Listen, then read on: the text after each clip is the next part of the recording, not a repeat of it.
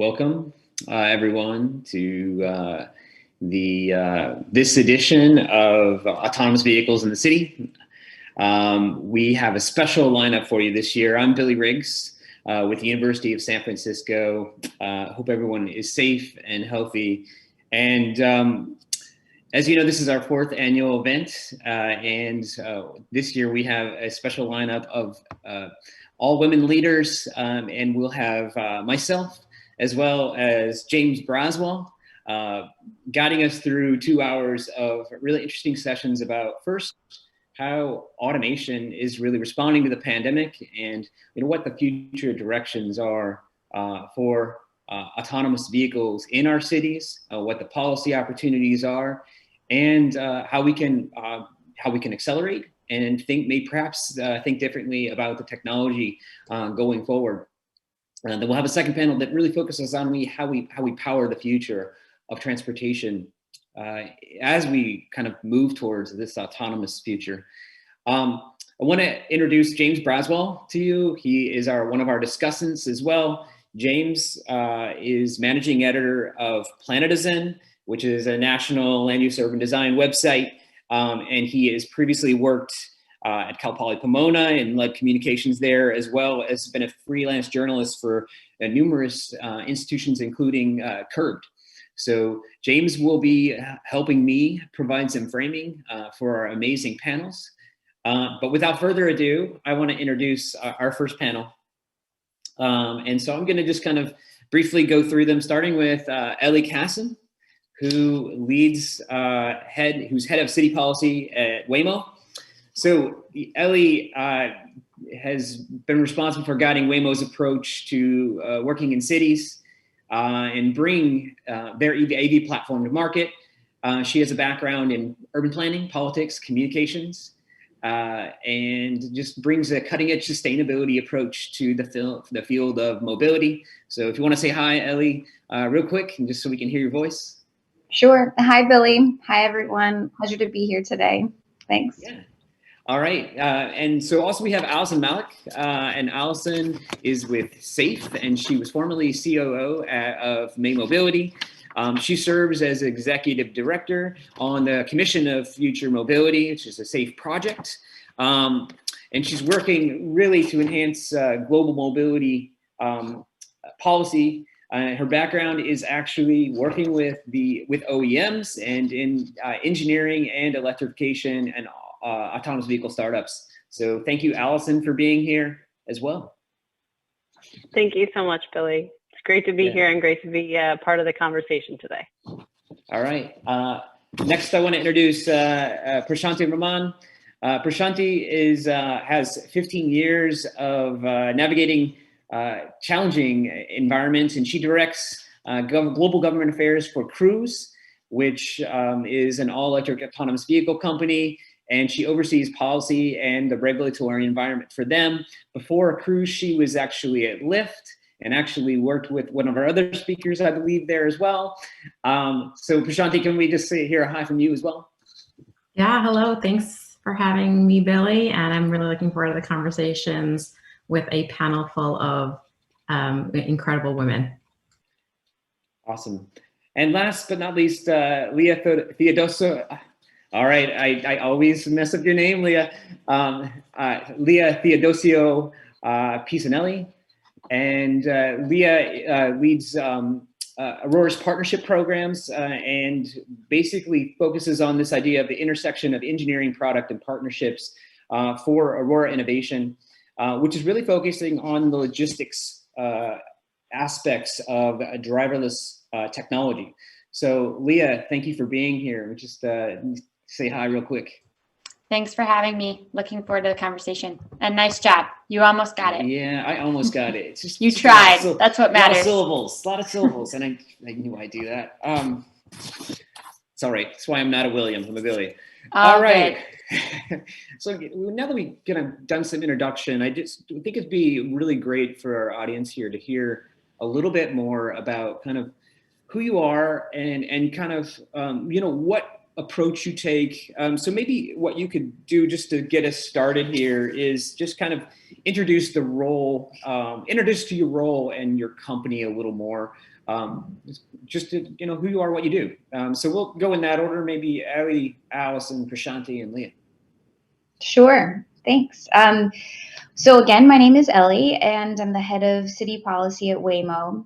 Waymo, for those who don't know, is an autonomous driving technology company, and we're working to build the world's most experienced driver. And at Waymo, we believe that the Waymo driver, as we call it, can improve the world's access to mobility, while at the same time saving thousands of lives that are now lost to traffic crashes. And we're pursuing both an autonomous passenger ride-hailing service, Waymo One, and also autonomous goods delivery, which we call Waymo Via. And then my team, the city policy team, is responsible for guiding Waymo's approach to working with cities as we bring these offerings to market. So I have a small team that looks after our key markets and the issues that cities care about. And then I'm responsible for setting the overarching strategy for how we interact with cities and making sure we understand what they care about so that we can bring our business to market in a really thoughtful, informed way. Thanks, Allison. Hi, everybody. Allison Malik. It's great to be here. So I am really excited because we literally just this morning went public with the details about the Commission of the Future of Mobility. This is a project of SAFE, a nonpartisan organization that has historically worked at the intersection of energy and transportation. And with the Commission on the Future of Mobility, the effort is really to look out even further into the future and think about what are the actual outcomes that we want for transportation and mobility to have in our communities, and what are the policies that we need to enact to get there. Recognizing that technology is changing a lot of how we even move around today, from micromobility to rideshare, as well as autonomous technology and new electric vehicle technology. So the approach that we're taking as we think about how policy can change is actually to look at the areas in between the current focuses. A lot of times there's very siloed focuses on energy or safety, and that's totally separate from road funding or transit. We're trying to pull that all together and see how we can optimize policy to help really drive better outcomes across energy efficiency, safety, energy security, accessibility, and economic opportunity. So for the work that we're doing, we're looking for, across regions globally, from sort of federal level policy, state or nation level policy, all the way down to cities. So really excited to be here having this discussion today about city policy.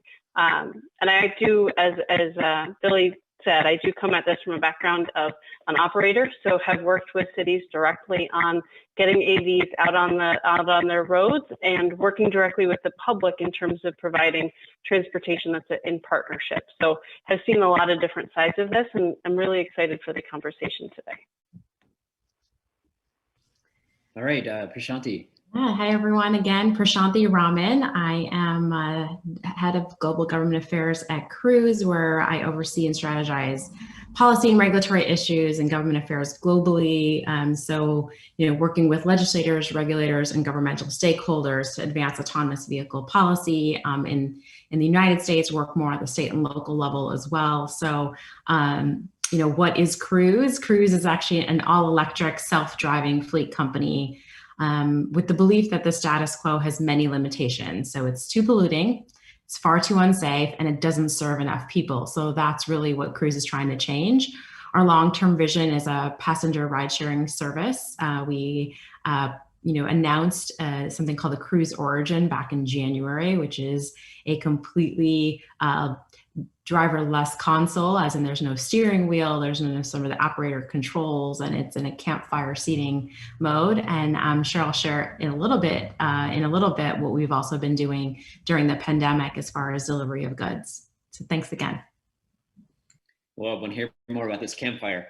Last but not least, Leah.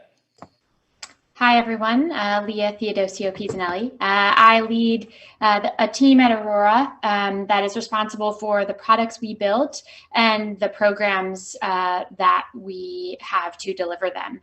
So we sit at the intersection between our engineering, our product, and our policy teams, and our partners, partners across automotive, trucking, logistics, mobility, all of the above.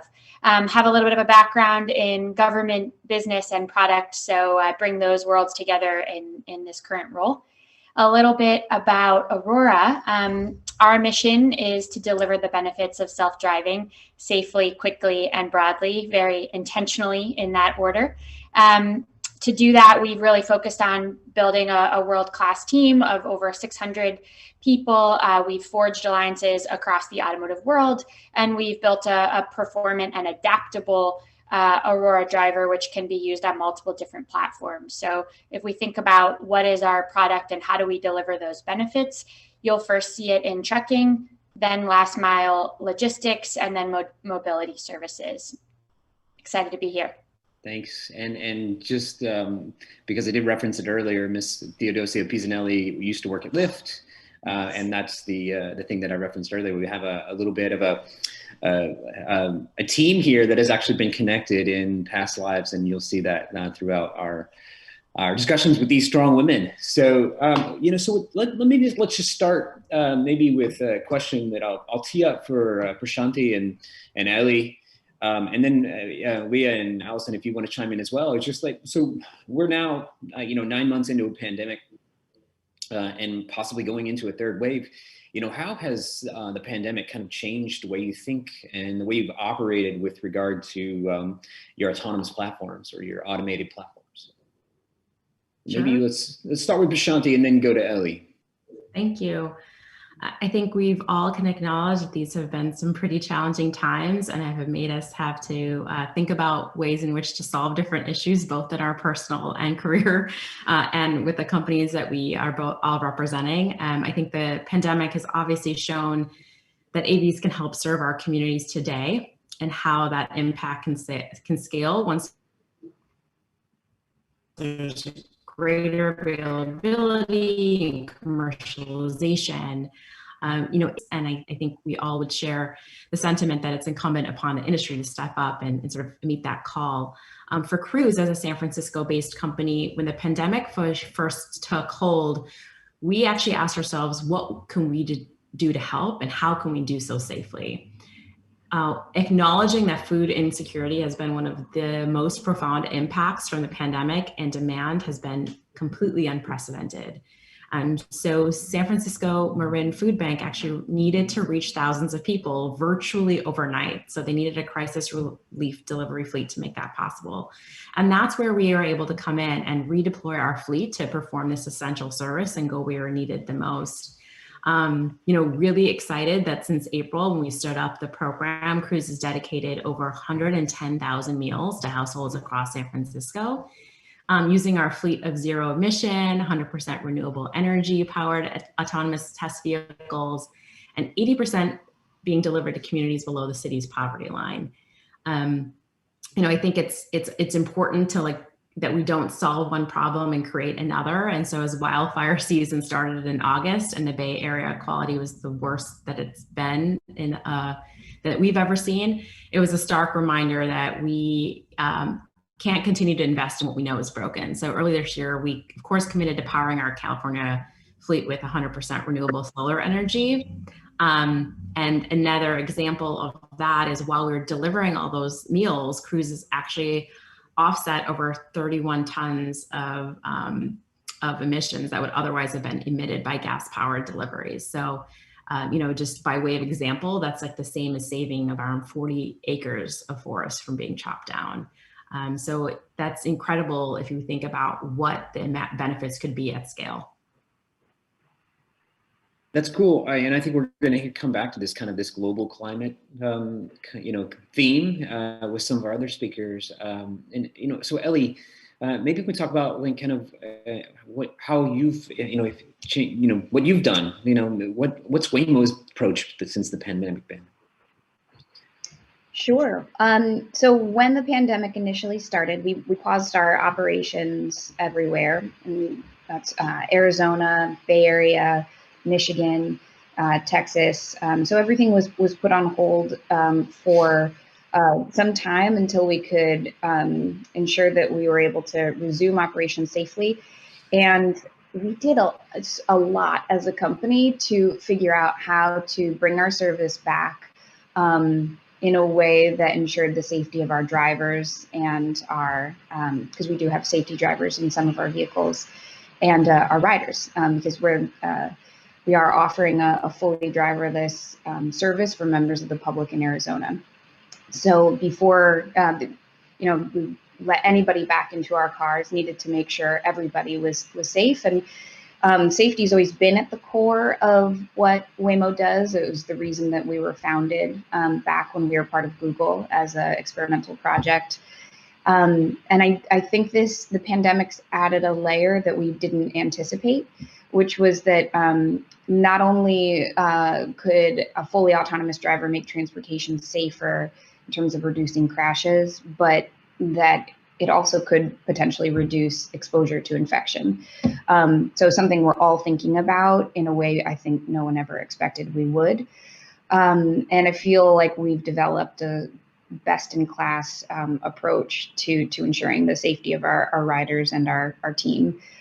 I will say, as the person that's thinking about city issues, as we get back to sort of normal or like prepare for the new normal, I'm concerned that in a post-COVID world, that there might be some progress lost on all of the work that cities have done to promote some of their other goals, like around getting folks out of personally owned and operated cars and onto public transportation. So I've been spending a lot of time thinking about how a fleet-based autonomous passenger service like ours can be used to support safe mass transportation and prevent a huge spike in personal car ownership and use, which I think we were heading in the right direction slowly in cities across the country. And I think, there's a potential to see a big step back. And I want to figure out what Waymo can do to be a part of the safely, preventing that from occurring in whatever way we can. I mean, the tension in terms of exposures is almost another corner case, right? So here we have this situation, and I think it'd be interesting maybe to come back to you two after we hear about this in terms of like, Prashanti, you said you're thinking about a campfire style vehicle, but I mean, clearly this type of vehicle where you have joint exposure is a risk. And so Ellie, I'm not sure if you all are continuing with the iPace model, but I'm just not sure how this works in a shared scenario for the next year when we see many of our ride-sharing companies struggling with the shared service model. Leah, Allison, anything to contribute in terms of your thoughts? Maybe Leah and then Allison. Yeah, I would just add, I would echo what both Prashanti and Ellie have said. And I would add from our perspective, an additional perspective is we're really, as we're thinking about trucking, right? You can imagine that the e-commerce boom has had a pretty significant impact on some of our customers in the space. And it's pretty interesting to look at what that world looks like now and how it will change over time as we get back to some sort of a new normal. But what we're seeing now is a huge shortage of drivers, of trailers, of overall capacity. And so it's been really interesting to see this big shift in how the overall logistics industry is coping with all the after effects or current effects of COVID-19. And so it's really just led us to doubling down on our efforts to get this technology out there, to move goods and to think about how we move people as well as we sort of build back our economy and this new way of life. The other thing I'd add is, and Prashanti mentioned this on sort of a personal note, but spending a lot of time with our teams and making sure that everybody within Aurora is in a good place in this current situation, and both personally, and then that we can keep doing work. And so we've benefited from really early investments in what we call our virtual testing suite. Others call it simulation, so that we can continue to make really rapid progress in a virtual setting, so that our development doesn't slow down as some of us or most of us are working from home. So, putting the investment in that early in our company before we could have ever anticipated something like this would happen has really paid dividends here. And just to clarify, Leah, for the audience, you're saying that basically you're able to simulate in the lab setting, more or less, some of the driving experience that would parallel what you would do out on the road. Is that what you're saying? Yeah, and most AV companies have some form of this technology. It's something that we, in starting the company later in sort of the evolution of self-driving companies coming to the space, we sort of had the forethought to really invest heavily in simulation for a number of reasons. Part of it being safety, part of it being development velocity, and kind of getting at the cutting edge of how we can rapidly iterate. It just so happens that that has also really benefited us in a work from home situation, because we can continue to progress our development without actually having to be on the road to collect all of those miles.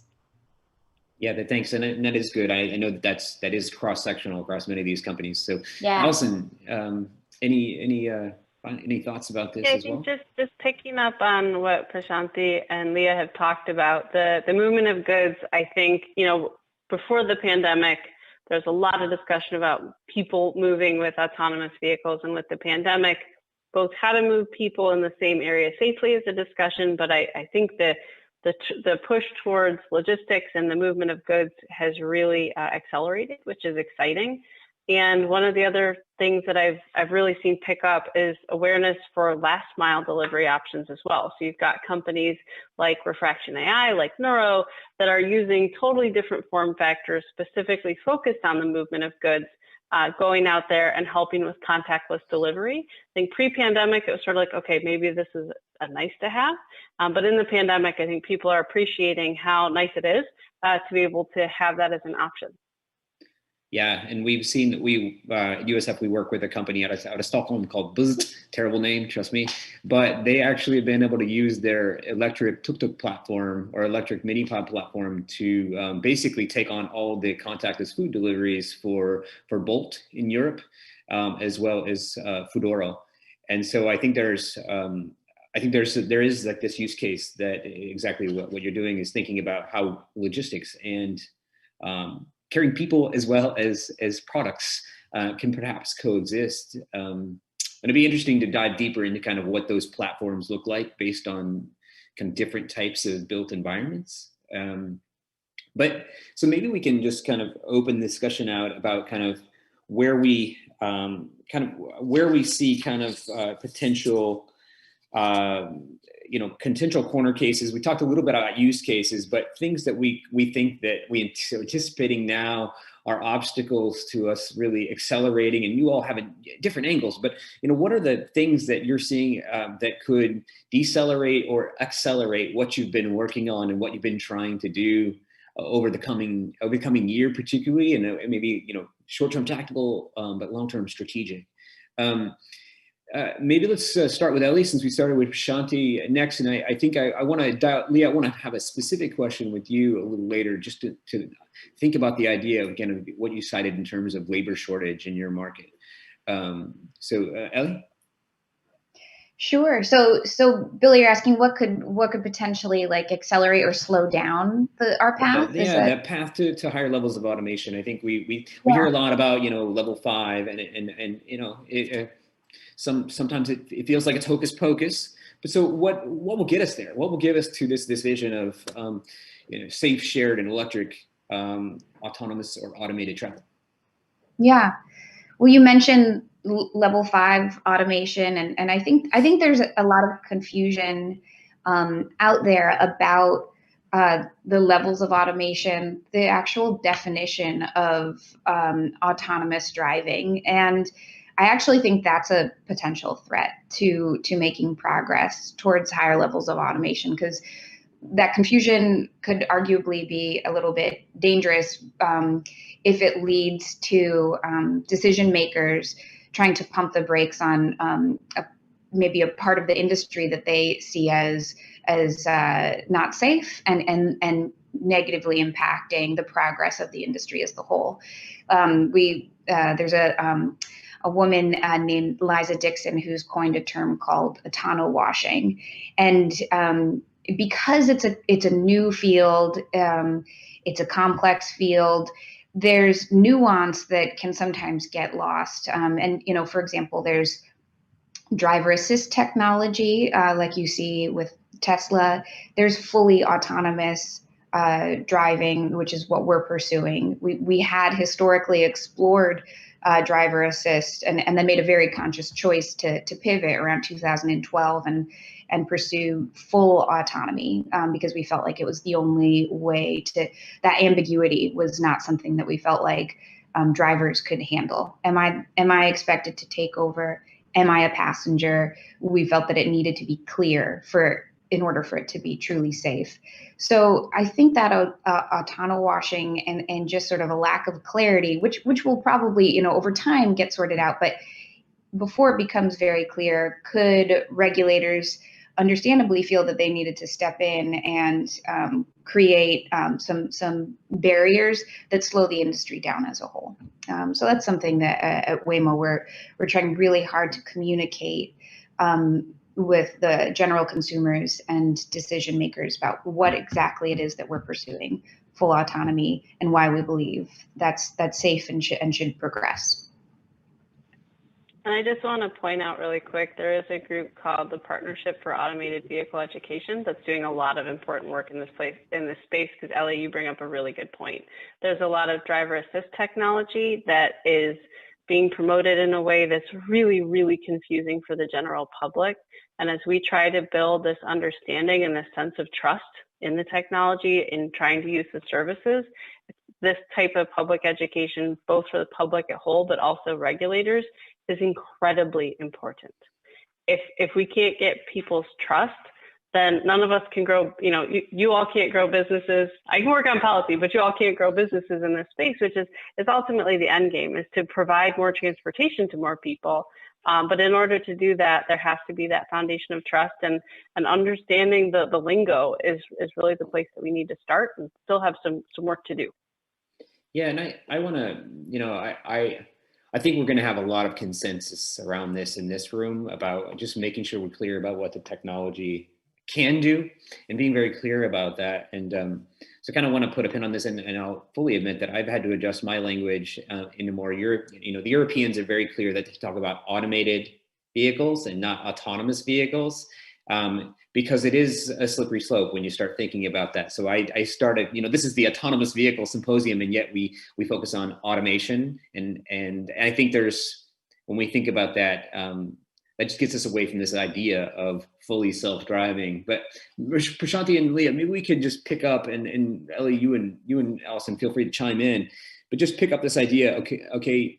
As we accelerate this trend towards automation, what should what should policymakers worry about, and what should people, particularly in schools of management, schools of policy, schools of urban planning, what should we be talking about? What should we focused on in terms of urban issues as this technology develops? Sure, I'll take the first go at that. Thanks, Leah. So I think want to kind of double click on something that both Allison and Ellie had talked about with regards to working with regulators and elected stakeholders to ensuring that they both remain flexible and iterative in their approach, so as to not to overly prescribe the industry before it even gets started.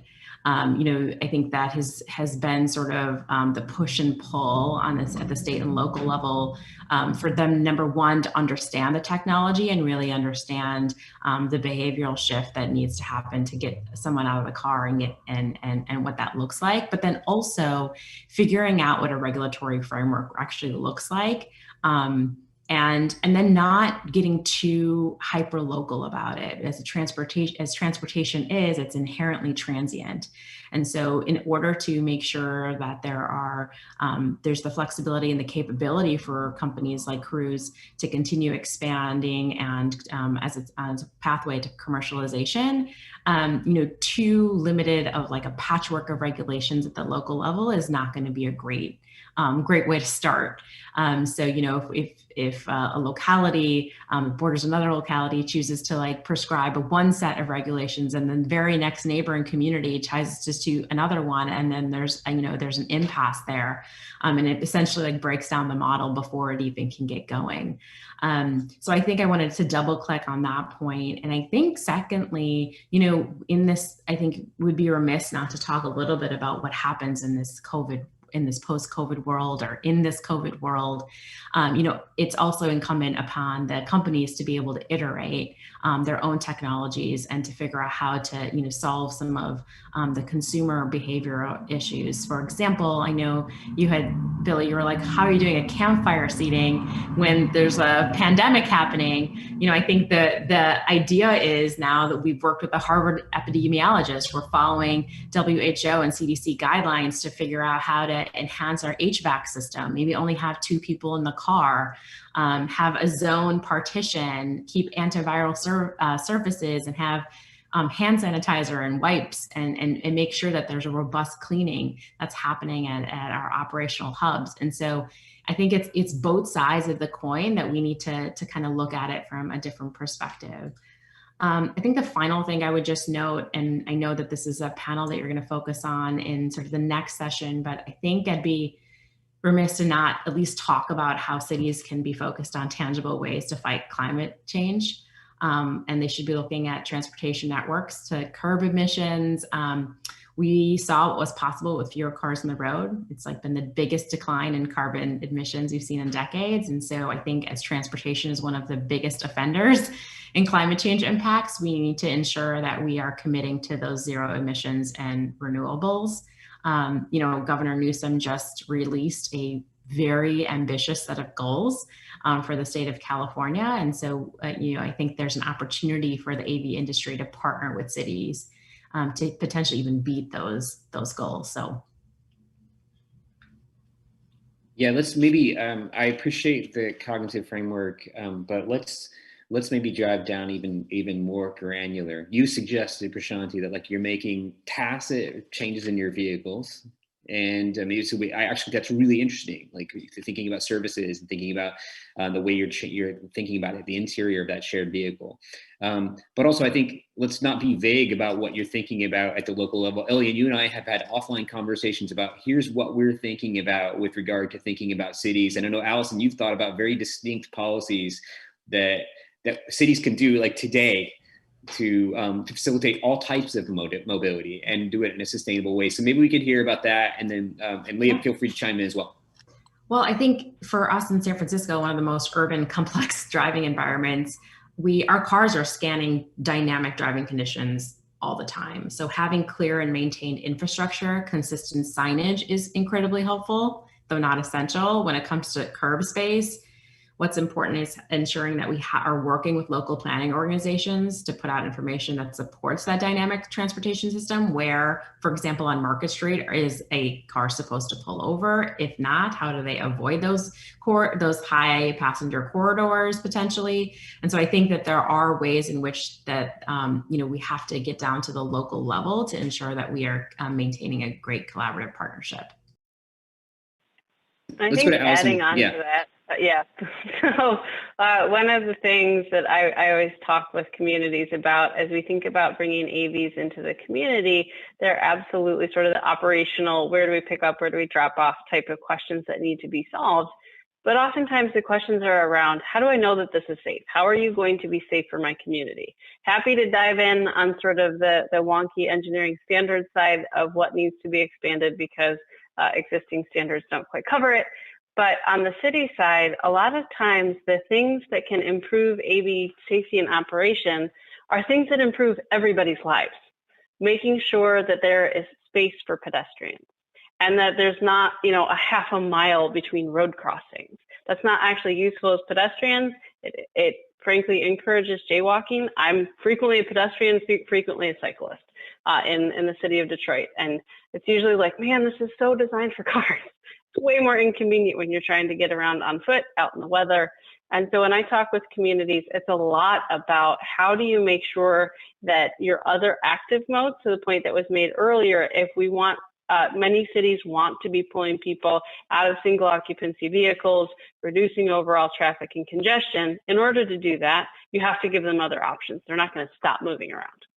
So you see a lot of trends towards how do you make 15-minute neighborhoods so people aren't, going 5 miles to run an errand to get to a grocery store or to a pharmacy. You see a lot of efforts, and this is one thing that I think will be really interesting as we continue in the pandemic, but just to see how much road space is actually given up to active forms of mobility, and it's creating a new dialogue around infrastructure. Who uses it? Why do they get to use it? Why do I not get to use it? And I think that dialogue around pedestrians and cycling and active mobility is great, because if we can create space for those individuals, it helps to improve road safety for everyone. But then it also creates the opportunity for discussion around prioritizing transit, prioritizing shared transportation, more than just sort of HOV lanes that you're familiar with in California, but how do you actually do that even within the confines of the city? So I think this coming out of the pandemic, it's really helping us to rethink our road use, which is a great thing. And I think something that's going to be a really colorful and valuable conversation as we go on. That's right. And we've been saying this for a while, Allison, haven't we? We for those of you that have been attending this conference and come to see us at Autonomous Vehicle Symposium in the summer, Allison and Ellie and I have been talking about this idea of roadway trade-offs for 4 or 5 years, and we probably will be for 4 or 5 years more. Leah, any thoughts? And Ellie, I want to come back to you with a little more detailed question as well. So, Leah. Yeah, I would echo others' thoughts here. I would just say at a high level, this technology and both developing it and bringing it to market, it requires support from many facets, right? It's not just government, it's not just AV developers, but it's a lot of different participants, right? It's the OEMs that are involved, the technology companies, the fleet management companies, the logistics industry. We all have a responsibility to come together with our individual strengths to offer a holistic approach, not just in the development, right? So building this technology and proving that it's safer than a human driver is a Sisyphean feat that I could talk about for hours. But I know that's only the beginning. So I think really focusing on how we can bring everybody together to take on that responsibility of educating our communities, working closely with those that make decisions about changes in infrastructure or city planning. I just want to emphasize that point of this sort of, we all need to be real participants here and take some responsibility in that conversation and be inclusive in perspectives as we decide what the best path forward is. And I love it's not Herculean, it's Sisyphean. So in true mythological fashion. Yeah. But, so I actually, one thing just I'll use Prashanti's term, double click down for you, Leah, is that, you brought up labor. And the last time I heard us talk about labor and trucking logistics was Pete Buttigieg. And that was a century ago, right? What about this labor shortage? And are you having dialogues about how labor impacts what you're doing? Is there, what kind of policy dialogues could we be having, and where should they be had on this idea of the labor market as it exists today for logistics and what it might look like 5 years from now? Yeah, we all are, right? We have to have that conversation. Anytime we talk about introducing technology into the market that's going to have some sort of an impact, we need to be having that conversation across the board, right? So I think the most important thing is that when we have these conversations, we don't just think about what do we know in the world today, and how exactly is that going to change, right? So I've found over time, both in working in trade and automation and a few different industries, is that when we think about how we prepare for the future, we have to be creative in thinking about the opportunities that this new future brings as well. So we need to understand what the impact is going to be, and we can't understand that in isolation. So it speaks to the broader point of just we need to be collaborating with a variety of different groups in those conversations. It's hard for me to be prescriptive here on what I think specific labor policies should look like with respect to autonomous vehicles, but I would just say that it needs to be a collaborative conversation and everybody needs to be involved. And it's something I believe anybody in this industry is thinking about. Right. No, and I think it's just that we can maybe come back to this. And I know, Allison, I think you have some thoughts about this as well. But, you know, labor and human dignity are going to be in continued topics. And it's one thing that I know the four of you and the three of our next panelists are very in agreement on, that human dignity is really important, and access to transportation, access to housing are ways that we give people human dignity, and we actually promote social mobility. And with that, I want to just, Ellie, you and I have talked a little bit offline about kind of, you know, about two things. It's like, well, what about infrastructure to support electrification, and what's this relationship with between housing and transportation, and how do AVs fit into that equation? Sure. I don't think that this topic, the topic of housing and fully autonomous driving, actually comes up enough. And I hope it starts to, because I think that cities, when I am out talking to city leaders, they have a lot of questions about the impact that a company like Waymo will have on their community. And what I try whenever possible to do is remind them that it was said earlier by a couple of folks here that the same things that will help a company like ours expand, or will sort of either we will come to a community and improve upon, or perhaps exacerbate a certain condition, it is really going to be about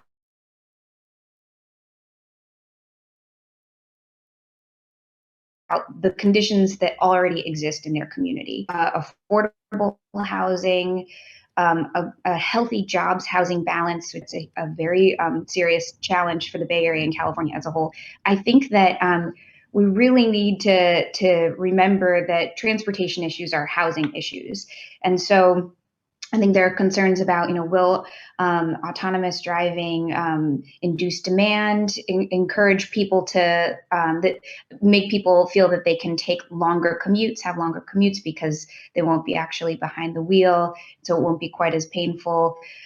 Those things are possibilities, but if we have communities where our jobs and housing balance is more in line, I think we're less susceptible to those challenges. So I try to remind city leaders that those are things within their control, and a company like ours needs to be aware of and sort of aligning our tech to enable those goals. But we're not actually disrupting that. We're going to be feeding into the conditions that already exist today. And the one thing I do say to cities, when they ask, well, do you need, are there special conditions or special infrastructure that you do need? EV infrastructure is crucial.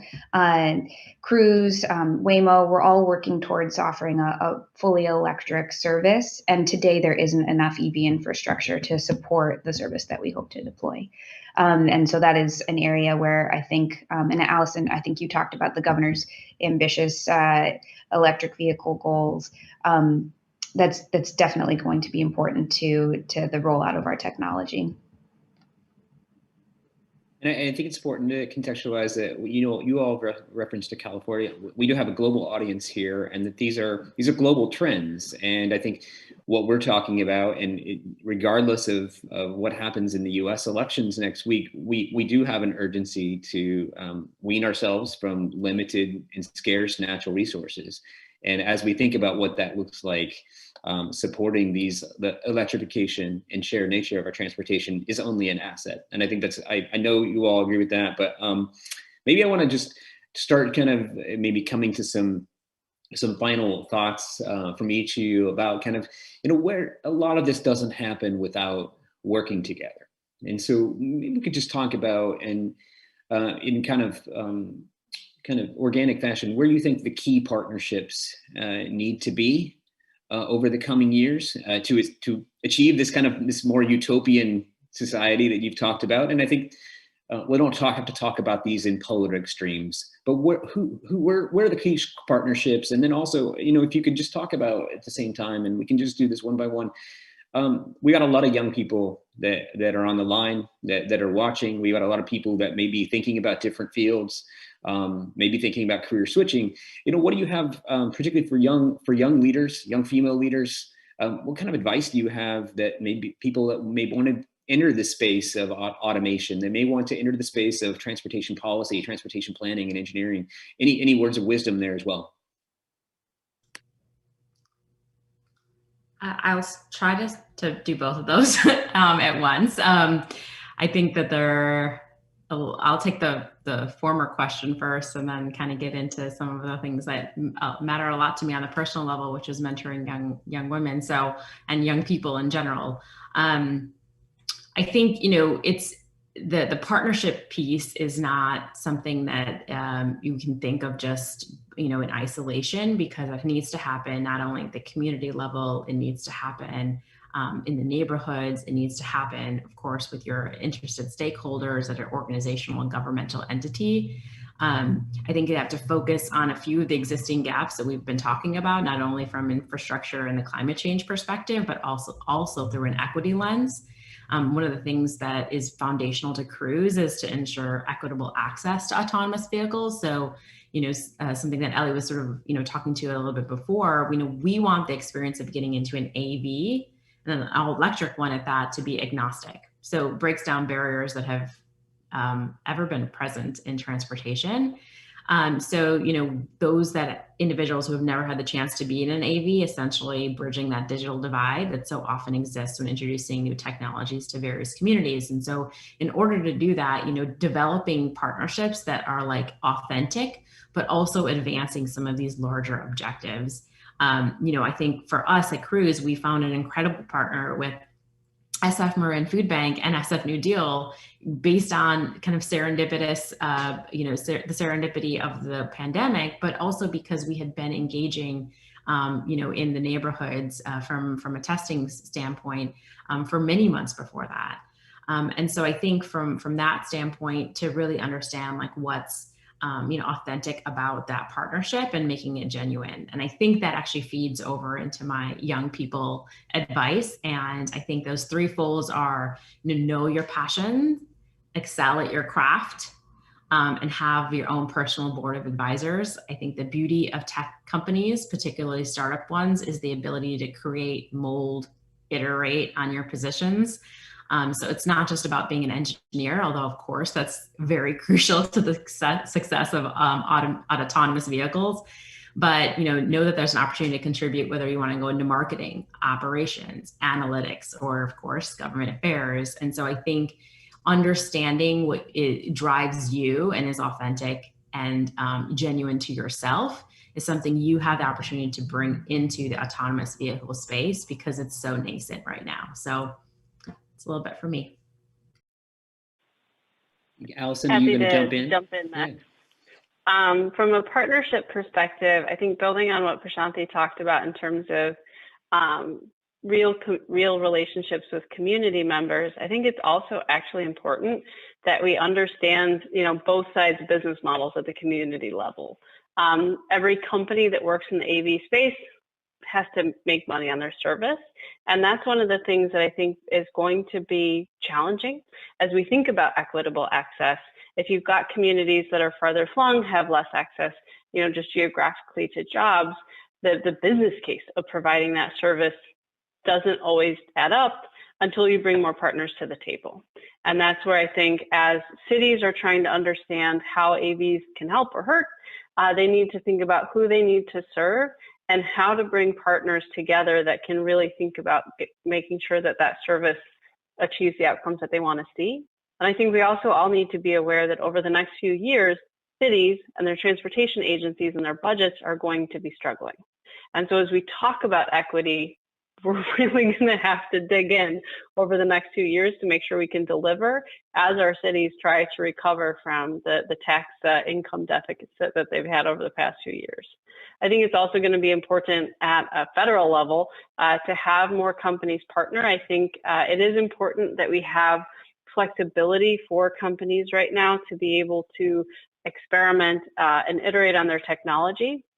But at the end of the day, to have a scaled impact with giving millions of people transportation, we will have to figure out a framework for safety that every company can buy into. That every company can say, yes, whatever it is, here's how we meet it. There's a lot of precedent in terms of the physical design space as it exists today for vehicles. But we have to get creative because, especially with the amount of things like machine learning that are used in these vehicles, it's a different paradigm. And that's where I think industry leaders are still a little bit nervous to come together, but it's something that we really need to do because being able to pull that together is what, again, will allow not only to get to those higher levels of automation and say, yes, we're safe, but then allow that operation at scale. To my sort of recommendations for people getting into the field, I want to echo what Prashanti said about, yes, being an engineer is great. I have an engineering background. I haven't worked in engineering in autonomous vehicles at all, except for my team would often ask me questions on EV charging, because that is my area of expertise. But there's plenty of ways to get involved. And this industry is so new. I think for anybody, even if you don't want to go into AVs, from a career perspective, if you can get in early in a new technology or new industry, you actually get to be an expert at a much younger age and then get a lot more latitude, which is something that I've done in my career and had a lot of fun with. But it also means that you need to be able to translate the experiences that you've had into a new space.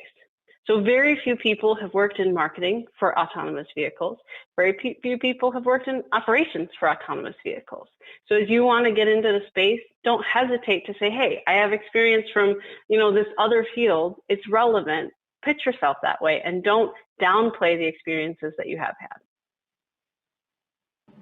had. May I jump in, Billy? Because I really agree with what Allison what she just said about this being a new industry, and so it means there aren't really a lot of experts. Maybe now, a few years in, you're starting to see people sort of emerge as experts in this area. But I certainly didn't come to Waymo as an expert in autonomous vehicles, and I think, Allison, what you said about just kind of find the experience that is can be applicable, and go for it. The one thing I'd add, though, is that there might not be a lot of experts out there, but this is a field that a lot of people want to work in. It's very kind of, hot right now, trendy. And so whenever Waymo, I'll just talk specifically about Waymo job openings, whenever we open a position, we get so many applications. And I know that there's incredibly talented folks that we might not get to review every single resume that comes in when there are literally thousands. So network like crazy. And I think that applies to I would say that's advice I'd give to anybody in any field, but certainly for this one, because we're really looking for talented folks. And if we know that someone's out there and interested and eager, we'll talk to them, but easy to miss talented people. So network and apply. I mean, just as a word to women in particular, we're expressing some frustration that we recently had some open roles at our company and very few women applied. And we were like, it's positive it's not because there aren't talented women out there. So what can we do to encourage more of them to apply in the future? Because sure, they don't have all of the experience that we would hope for, but neither do the men who are applying. Nobody does. New field, right? So please do apply and let us know that you've applied so we know to check you out. That would be my sort of practical advice. And then in terms of partnerships, the one silver lining, I think, of the pandemic is that it has kind of turned everything on its head, and everything, it seems, more flexible than it did before. Things we used to take for granted, that this is the way the public sector works, this is the way the private sector works. Everybody has to be more flexible right now. And I think there's an openness to partnerships that I've never seen before. And that does make me optimistic in a time when things are really challenging. It seems like cities and companies are more willing to talk to each other and experiment than I have ever seen before. Yeah, and just to put it, you have a partnership, I believe, with Valley Metro right now, and so the particularly, I think it's come up a couple times, that transit, potential for transit partnerships here, and this is a tee up for you, Leah, because your former company has a big one in Southern California. Is huge, and it's a big opportunity. So Leah, maybe take us home, and then we're going to hear from maybe some parting thoughts from James. Great. Yeah. So I. Again, would echo everything that my fellow panelists have said. I think that on the partnership side, there's so much that needs to be done to get this technology out there, to prove that it's safe. It is a truly once in a century opportunity to be part of this space. And I think the only way we get there is if we have a diversity of viewpoints. And that's a diversity from a variety of different types of companies, of different players in parts of the ecosystem, of state, local, federal authorities, in all different corners of the government. I think we all need to come to the table seeing the real benefit that this technology will bring. And I agree, I think COVID has been a little bit of an equalizer. It's kind of forced everybody to really focus on what truly matters and how do we get this technology out there safely and as quickly and broadly as possible. The thing that also sort of parlays into how I think about giving advice to folks that want to join the industry, there's a place for you here, and it is brand new, and it might feel intimidating because it can be incredibly technical at times, or it can be incredibly steeped in sort of the traditional automotive world, or feel like there's a lot of urban planning wonkiness that you need to be successful. But the truth is, all of the leaders that I know and that I've worked with, and including this team here, have come from a diverse set of backgrounds that have molded them into leaders for this industry. I'm a former trade negotiator who launched payments products in international markets and worked on ride sharing policy. And here I am leading product and programs for an AV tech company. So there's opportunity here. Own your experience, master your craft, as others said, and there's a seat at the table. You've just gotta get here and tell us you want to be here. And yeah. Leah, this thing too, I think what you emphasize as well is, and what you bring to the table is also that the industry is huge. It's not just people working on the software side. It's not just people working on the hardware side. It's a really good setup for our next session, which are really people that are working on super granular aspects of how we power the future, how we build the batteries, how we get the metals, how we actually pay for the energy to make all this possible. And there's a lot of startups in this space too. And I think that's important to remember, that you don't have to work for a Waymo or a Cruise, or you don't have to work for a company that may be the biggest name, but there are seminal parts of this industry that really where we need to innovate as well.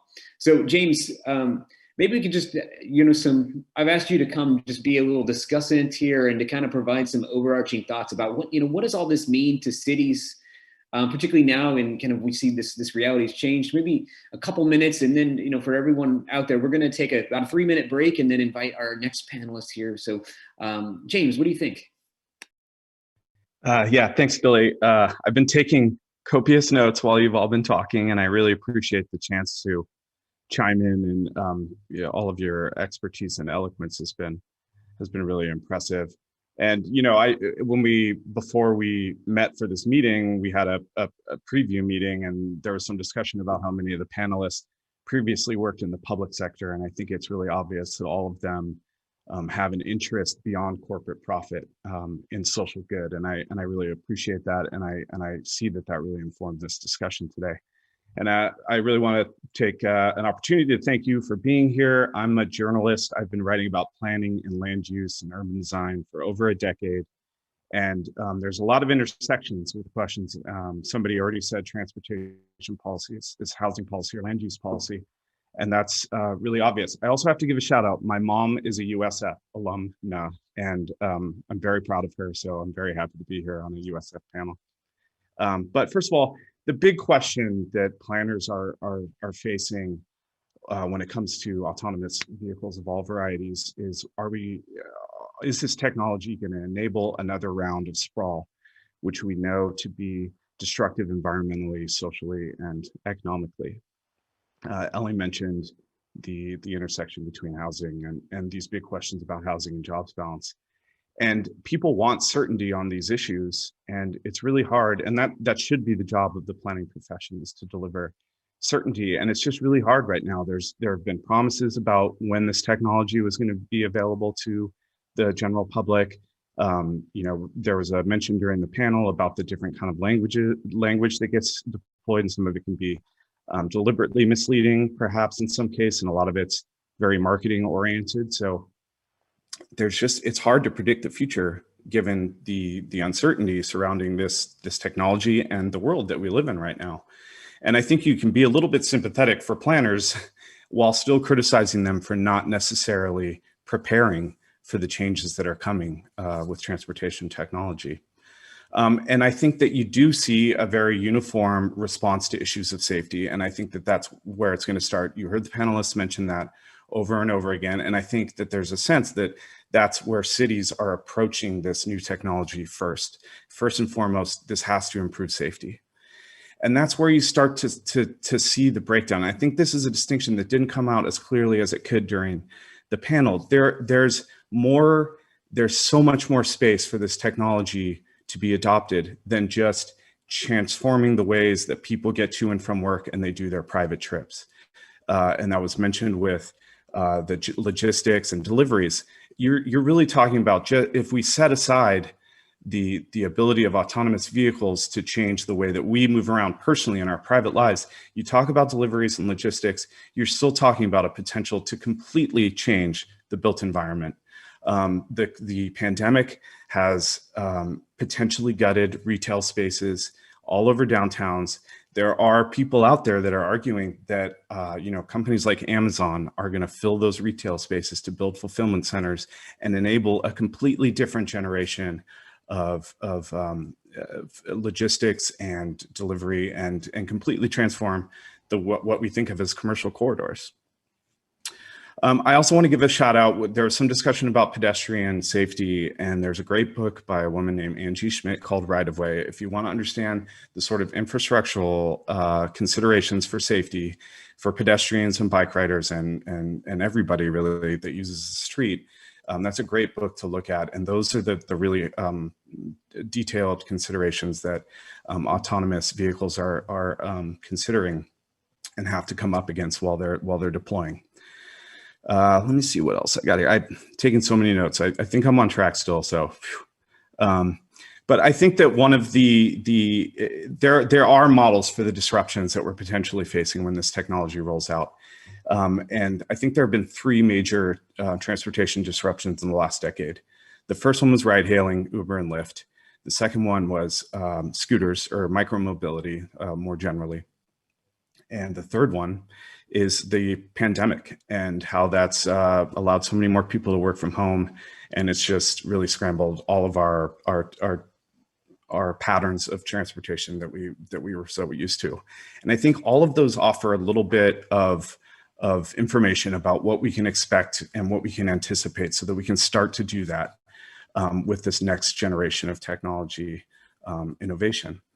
And I think that one other thing that gets lost, and this has been another effect of the COVID pandemic, and this will be my last point, is that transit use has been gutted. And we also have a lot of evidence that ride-hailing companies gutted transit use for the last decade.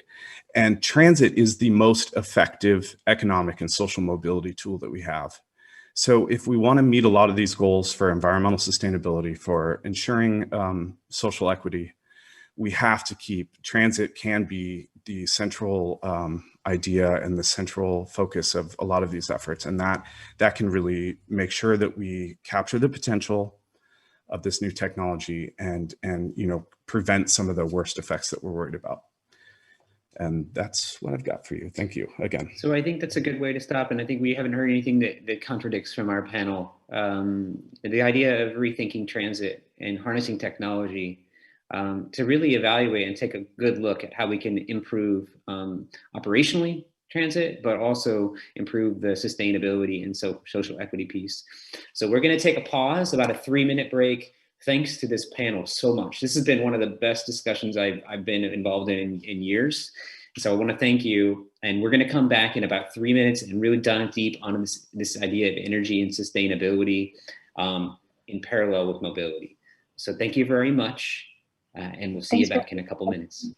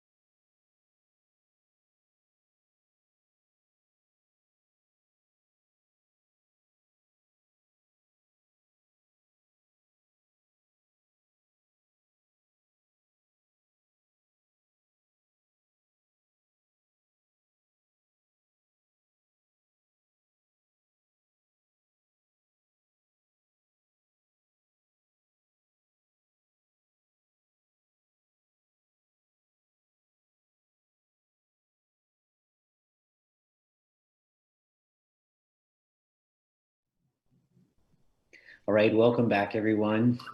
We had an excellent first panel, and if you remember, James summarized us, really focused on this global context, but also talking about how a lot of this is connected, and the automated industry really is also related to how we think about powering the vehicles of the future. Allison has said before that we need to think on a local level about signs, lines, and potholes, but we also have to think about infrastructure for energy. So with that said, I want to introduce this panel, which is really focused on how we power that future. So first, let me introduce Jade Batstone, and Jade is the Chief Operating Officer, or Chief Executive Officer of Rise Oxygen, and she serves as also as the Global Innovation Manager for Swift. And before that, she was at 5 years at Jack Dorsey's payments company called Square, and she's joining us from London. So Jade, just if you could just say hi and let us hear your voice. Good thing. Thanks, Billy, for the introduction. Hi, everyone. Really looking forward to taking part in this conversation. What Billy didn't mention is I'm also a USF alumni, so very happy to be part of the conversation today. Awesome. Yeah. So also, and secondly, I'll introduce Menka Sethi. So Menka is the Chief Operating Officer of American Battery Technology Company. And she's working to revolutionize green energy and with recycling and extraction technology platforms. And prior to that, and if you were listening in on the last panel, we talked a lot about housing. She led location strategy for Facebook and led Facebook's $1 billion housing initiative and issues to address global social mobility and housing. She's a former professor, real estate developer, as well as an architect. Menka? Thank you, Billy. It's great to be here. And I'm really looking forward to discussing the tactical implications of powering our cities with AV technology and transitioning our day-to-day patterns. And really, what does that mean? New technologies are super exciting, but if we don't do them well and recognize unintended consequences, we can achieve some outcomes that are not so desirable. So really looking forward to talking about how we're leaning in one narrow slice of that solution pool. Awesome. And capping us off, and I think that Jess Verhagen from Hydra Energy is really focused on the details here. She's Chief Operating Officer of Hydra, which is really focused on this idea of hydrogen as a service. So thinking differently, even about electrification and thinking about maybe hydrogen. And I think that we're seeing the market dictate that hydrogen is potentially one of the future sources of fuel that we can think about. She used to work in London for basically green capital. She worked for an impact fund called Morova Natural Capital, where she raised, I think, over a $100 million fund to look at early stage clean tech companies. And she's also worked on the carbon pricing market. So she's kind of worked in all these different disciplines. And again, if you were listening before and you heard Leah say, it doesn't matter where you're from, you're a great example of that, Jess. So welcome. Yeah, thank you so much, Billy. It's I'm happy to be here. And just for clarification, it wasn't Morova was in London, and then the other fund for 100 million was here in Vancouver. But I'm really excited to take part in this conversation and talk more about disruptive technology and the business models behind them too that can really scale. Yeah. So maybe we could just start with you, Jess, then, and then go to Jade and then Menka. That's how you're on my screen here.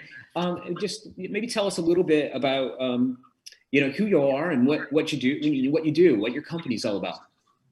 Sure. So as Billy said, I'm the COO of Hydra Energy, where I lead business development and finance, basically anything non-technical. So I'm not an engineer. So as the previous panel talked about, definitely if you're not an engineer or not from a technical background, there's lots of room for you in this space. Hydra is the world's first what we call hydrogen as a service provider for commercial fleets that are looking to reduce their costs and their emissions in the short term, not waiting 10 years for a technology play that may or may not happen. We really have something that's good to go today. So there's limited risk for them and designed in an economic fashion where there's no upfront investment. we quickly convert an existing diesel semi-truck, and then we provide that truck or that fleet with long-term green hydrogen that's derived from waste at below diesel prices. The performance doesn't lose out. You'll get the same fuel efficiency, power, torque, payload capacity. And in terms of range anxiety, if you run out of hydrogen on your trip, the truck just switches automatically to diesel only, so you don't even notice as the driver. So just putting together a package where we can offer something green, but for an even lower cost than conventional energy today. And so maybe just so before we move on, because I'm not sure if the audience understands the colors of the hydrogen rainbow, could you explain what green hydrogen is as opposed to blue or green hydrogen? Sure. It hasn't officially been defined yet by anybody as to, what's the cutoff for being one color versus another. But essentially, gray hydrogen is typically from steam methane reforming. So it's derived from a fossil fuel product. Blue hydrogen is where same process, but then you capture the CO2 emissions from that and sequester them.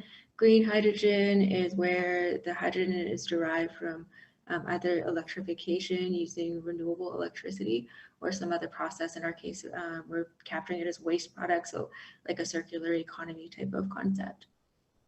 Cool, thank you. And Jade, maybe introduce what you're doing really quick. Yeah, absolutely. So as Billy mentioned, I'm CEO of Rise Oxygen, or RO2. And really what we do at Rise Oxygen is provide businesses with a way to meet their climate goals, go climate positive, as we'd say, by investing in renewable energy and actually earning a return in that. So I started RO2 earlier this year because a global pandemic is the best time to start your company, right? But in reality, it came out of this, realizing that not enough businesses today are really doing their part to fight climate change. And a lot of that does have to do with the costs, really, of offsetting your carbon footprint. And especially during really troubled economic times, companies have a hard time really prioritizing their environmental goals, right? Because the ways of offsetting your carbon footprint today that are very popular, paying to plant trees or purchasing carbon credits represent an ongoing operating cost. Meanwhile, I suppose renewable energy sources remain underfunded, and if you look at carbon credits, when you're actually receiving funds for that, it's coming after you already have to produce the energy, right? So with Rise Oxygen, we wanted to really tackle both of those problems by allowing companies to, instead of having to donate or have the cost, they can actually invest in renewable energy upfront. And we can tell you exactly how many kilowatt hours of clean electricity that your business is financing, and you actually earn a return on that portion of the proceeds that the renewable energy provider sells to the grid. So that's what we're looking to do. Awesome. So Micah, moving from like financing energy to what you do. Yeah, thank you. So I'm Chief Operating Officer at American Battery Technology Company. And what we do, we're working to increase the production of the primary critical materials that are used in batteries that are increasingly in demand to power things like electric cars, consumer electronics. And more so, we're looking to do this in a way that also addresses climate change and energy security. So we built a clean technology platform. It's a multi-pronged approach to increase production of these critical battery materials, namely nickel, cobalt, manganese, and lithium. First and foremost, we are recycling lithium-ion batteries to recover the battery materials. We're pursuing new ways to extract the battery metals from primary resources through new green technology platforms that can really be deployed at scale. And then third, we're exploring new mineral resources globally of these battery materials while being good stewards of our planet. And I think one thing you'll hear throughout what I say is we do have a two-pronged focus. One is to find the most efficient way to produce the critical battery materials. it's going to be needed much more so in the future, as we see demand for things like electric cars increasing tenfold over the next decade.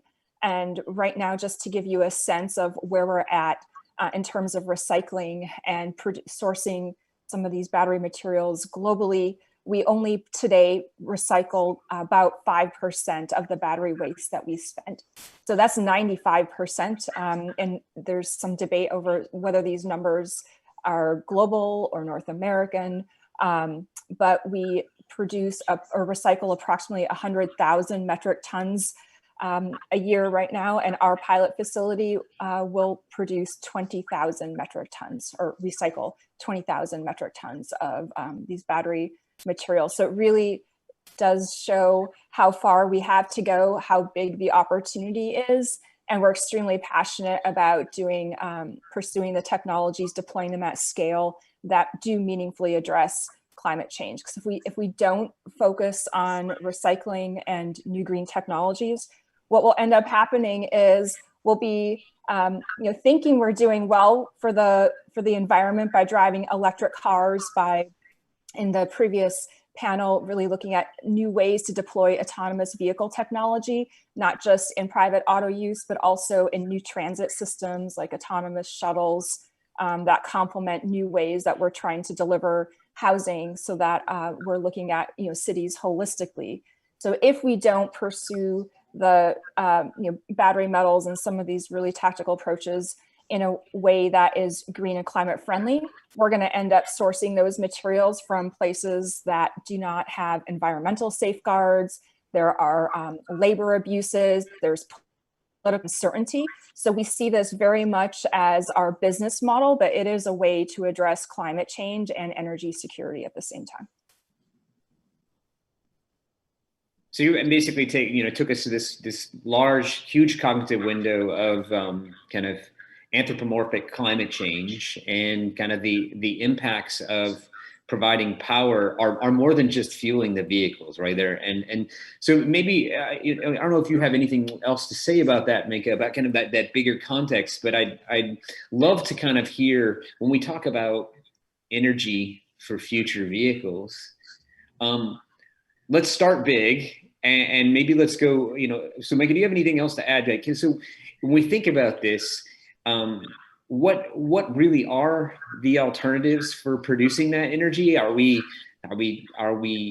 so we're not producing enough metals to actually provide the power that is going to fuel these vehicles? Yeah, the alternative is to continue to pull virgin materials out of the ground, and in addition to recycling. So it's going to take time to shift where and how we source the metals or the materials that do power are used in the batteries that power electric cars. And the alternative is what's happening now, which is the materials are being sourced from places around the globe where we're seeing unintended consequences like human trafficking, like really toxic extraction processes that themselves have unintended impacts on local communities. So what we're really invested in, and even as there's so much excitement around this space right now because of the benefits it presents to both society and business models at once. But even within that space, we have to be super diligent about not just taking the quickest path forward, because sometimes the quickest path forward can involve things like high heat burning that emits toxins into the air. So we're being hyper focused at not pursuing any of those alternatives, as you mentioned, and only pursuing the most climate friendly approaches that in turn offer the most efficiency, which in turn offers higher profit level. So this is really doing well by doing good. Maybe that's awesome, really big framework. And I think what I'd like to do is now kind of to drill down, Jessica. So you can mind just kind of weighing in on kind of, well, what does this mean to actual vehicle operations, whether or not they're an electric vehicle or a hydrogen vehicle? How does this work for you? And then Jake, feel free to interject. Like, how do we pay for all this stuff? Mm-hmm. Yeah, Billy, great comments from Menka, and I think it touched earlier on the reasons why Hydra is going for green hydrogen instead of gray hydrogen. When you do a life cycle analysis of what the environmental impacts are, if you end up in a place, which you would if you use gray hydrogen, you replace that with diesel, it's actually more emissions. So that's not helping our cause. It's important, I think, as we look at building new vehicles and new business models, that we build in a full cost accounting of what the implications are, as Menka mentioned, whether it's human trafficking or environmental stewardship. How can we make sure that our business model accounts for that? So in our case, when we're looking at hydrogen, there wouldn't be much point in looking at gray hydrogen, as I mentioned, or if we're looking at hydrogen, but then all of our minerals remain the same. Part of our business model is actually retrofitting existing trucks. So we're using all of the infrastructure that's already out there and simply adding a conversion kit so they can then run on hydrogen, co-combusting with diesel at the same time. And as time goes by, we hope to transition our internal combustion engine to run fully off of hydrogen. But in the meantime, we're at about a 40% displacement. So continuing to up the mark on that, but using as much as we can of existing materials, recycling what we can, and of course using sources of hydrogen that are the lowest greenhouse gas on the life cycle as we can get. So, I mean, maybe I just double click on that. I mean, I think what you're saying too, you're suggesting that the fuel cell is nice to have, but you could do this without the fuel cell. You can, yeah. I think that's often a confusing point. People don't realize that there's alternatives to even the fuel cell within hydrogen. So, and fuel cell vehicles are great, and there's a ton of applications for fuel cells. You can see with Plug Power's forklifts, with the Mirai.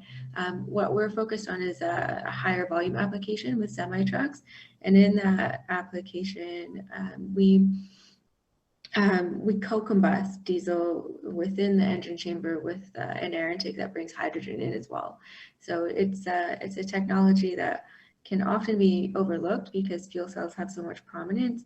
And when we get to it later on the policy side of things, it was brought up in the previous panel as well. It's so important to educate policymakers and the general public on these options so we don't inadvertently limit technology options. Where climate change is a huge issue for all of us to deal with, and we need all hands on deck and all solutions on the table. Yeah, and that's again, the cognitive framework is really important. And I think one of the things to talk about here is that Menka and Jessica, you're working on this from different sides, and we do see a lot of companies, for example, Hylian, Rivian, that have battery and count on electrification and hydrogen in the future for that 700-mile range electric vehicle. It's really fascinating. But Jade, when we think about, cities, I know you're tomorrow you're headed to Sweden to we've talked about, here we have some of these cities that are being designed totally around renewable resources. What is the vision for how all this fits together, and then how do you pay for the future of an off the grid community? Yeah, no, that's right. Well, tomorrow, yeah, as you mentioned, I'm going to Sweden. We're going to this municipality that has a really interesting setup whereby they have solar cells running, and if there is excess electricity that can actually be sent to electrolyzer machines that are separating the hydrogen from the oxygen. The hydrogen can be stored, and then if there's a day where there's not a lot of wind or it's calm, that electricity, that hydrogen can actually be sent to shore up the grid, or sent directly to industry. So it shows how kind of these different technologies can work in tandem and all within one municipality. And then in terms of paying for it, they're looking to deploy a solution like RO2 to enable local businesses to be able to actually invest directly. And I think that's so important because, more and more so you're seeing businesses want to do, like, meet their environmental goals, but also have an impact locally, right? That there's more demand around that. And a lot of the current solutions that exist are, planting a forest, or or donating to plant trees, or purchasing carbon credits that have been generated in emerging markets. And of course, there are great benefits to those solutions as well, and more so than just the environment, but some of the socioeconomic benefits that come with that. But when we think about these, like, sustainable models and creating these cities that have that that kind of circular economy model, how do we allow businesses to plug in directly where they're at? And I think this is one great model. And so hopefully we learn a lot there and can replicate that elsewhere in Europe and maybe one day the US, but let's see how the election goes. Yeah, and I think it's really important to be specific, and that what you're talking about in many of these European communities is we're seeing solar, wind, geothermal power being produced for home consumption, but excess can actually be either sold back to the grid, or it can actually be used to power hydrogen electrolyzers. And then that hydrogen can then be stored in batteries in cars, in batteries in buildings. So we really have, so that hydrogen can use to be power cars. We can actually use the solar or wind or geothermal electricity as a complement to that. So it really is this green circular ecosystem. And I think one of the things I want to pitch it back to you, Minka, is that, wow, this relates to housing, doesn't it? And when we think about this, jobs and housing and transportation become connected around this energy topic. And so how does all this fit together in your mind? From an urban development perspective, I kind of think of it as we live in our houses and we go to our jobs, and the big connector is the transportation system. So we're focusing about the world's greatest connective tissue when we talk about transportation networks. And when we start to introduce new technologies into that, we start to think about if the houses are closer to the jobs, then there are different types of transportation systems that connect us from our homes to our jobs. And maybe if they're close enough, can move us away from even getting in a vehicle. It might be active modes of transportation. But it depends on how we are able to have the political will to scale where we live.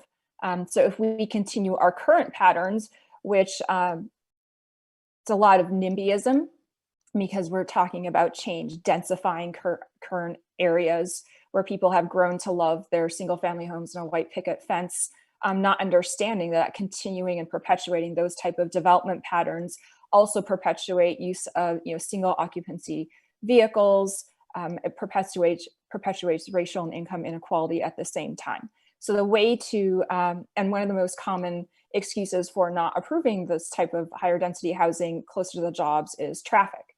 So if we can really lean in on new technologies in the commute space, such as autonomous vehicles that connect us to more frequent, rapid regional transit systems that then, depending on where you pick them up, you may not have to get into a car as much. So there are reduced trips overall. So it really is the placement of the type of housing near the jobs, and then creating that connective tissue in a way that's not increasing greenhouse gas emissions, not increasing vehicle miles traveled, because that in turn decreases equity and access to jobs in a reasonable amount of time. Does that answer your question?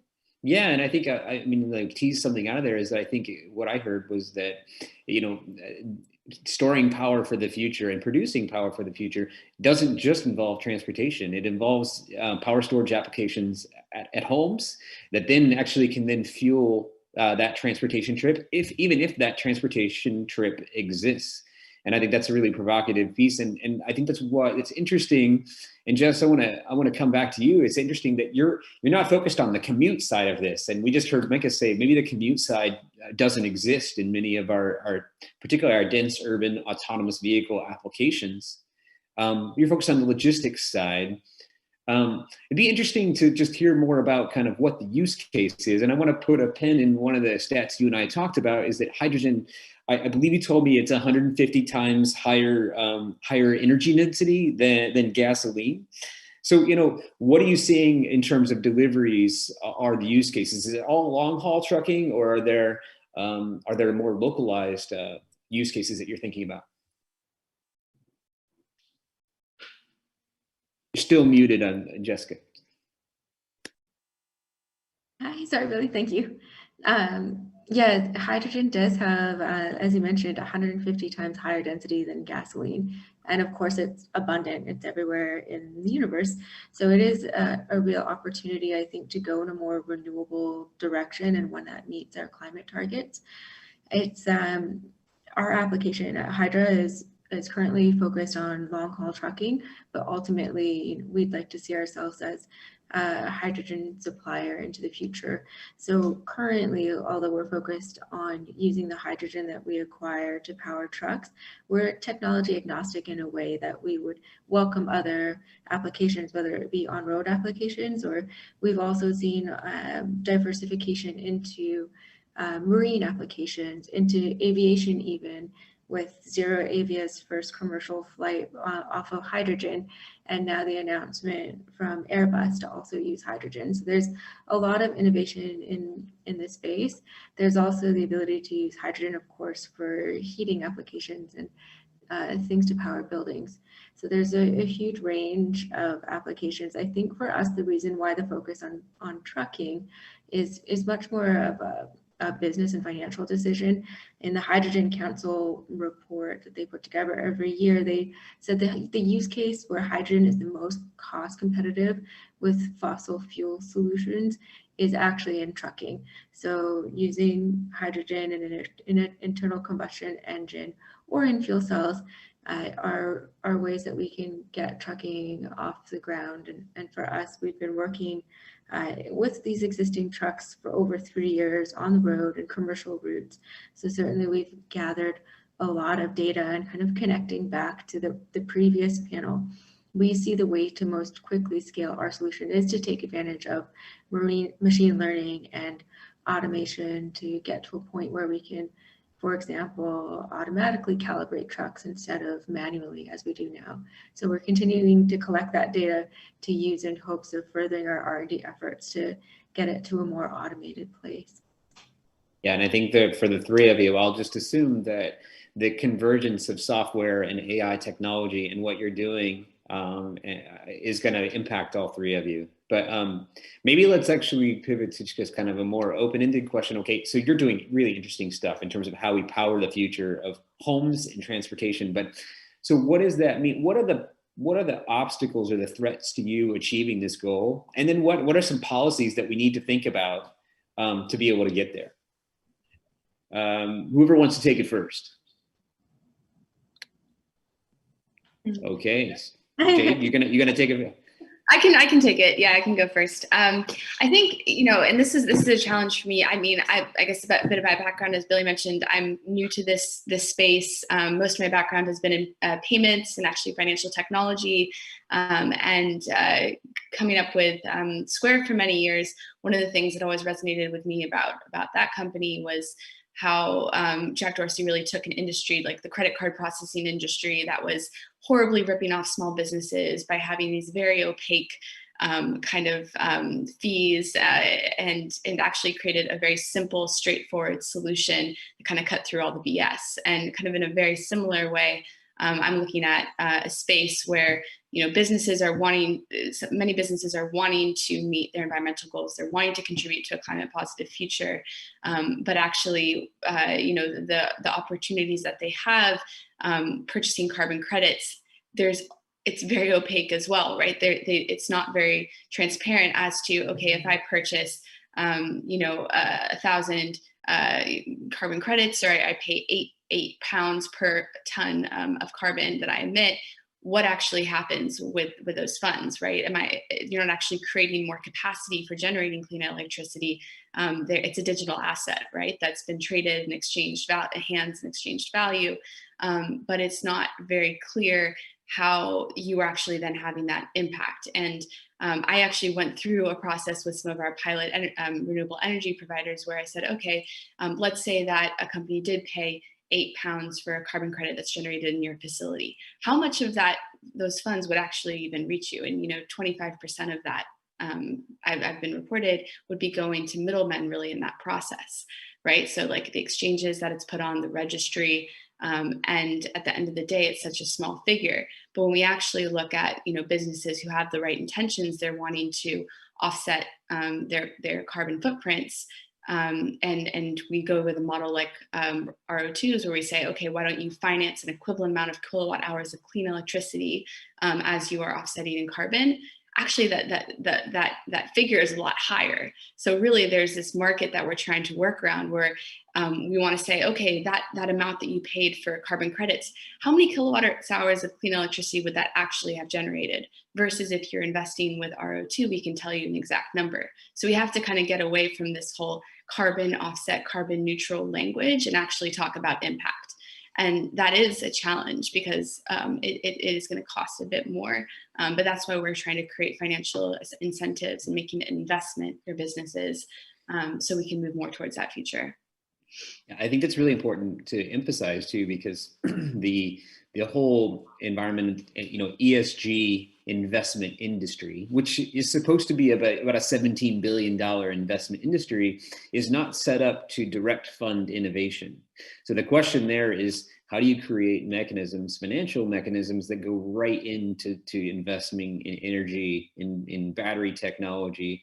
And maybe it sounds to me like you're saying, hey, it's like creating innovative companies or innovative funds that actually just directly do that. And I know that this is where Just Business has actually really been focused on that. This is Professor Dave Batstone, who also runs a social impact VC from USF, has been really instrumental, and I know is invested in all three of your companies in terms of really trying to figure out how we transform climate at the same time and really like actualizing the funding, as opposed to having a bunch of ancillary skim offs or something like that. So not very well put, but I do want to focus more on just kind of this idea of what are the impediments, particularly to seeing the physical infrastructure go by. So what do you see as kind of the impediments to actualizing the vision of creating all this new battery supply material for us to power the future of EVs, of homes, et cetera?